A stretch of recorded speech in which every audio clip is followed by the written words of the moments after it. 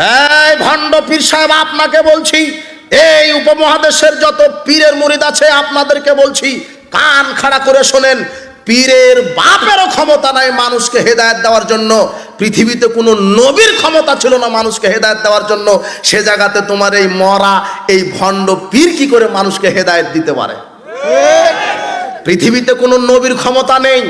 ইব্রাহিম আলাইহিস সালাম তার বাপকে হেদায়েত দিতে পারেনি, নূহ আলাইহিস সালাম তার ছেলেকে হেদায়েত দিতে পারেনি। রাসূল সাল্লাল্লাহু আলাইহি ওয়াসাল্লাম তার চাচা আবু তালেব মরার সময় বলছেন, চাচা ইয়া আম্মি কুল আশহাদু আল্লা ইলাহা ইল্লাল্লাহ, হে আমার চাচা আপনি শুধু একবার বলেন লা ইলাহা ইল্লাল্লাহ, আমি আপনার ব্যাপারে সুপারিশ করব।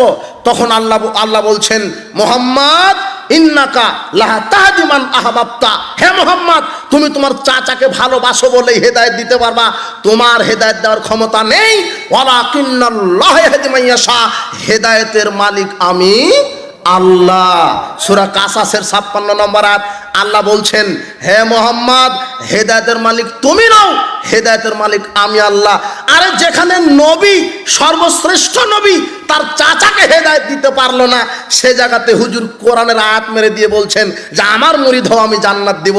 তার মানে এগুলি টোটালি ভণ্ডামি, টোটালি ভণ্ডামি। পীর মানেই ভণ্ডামি।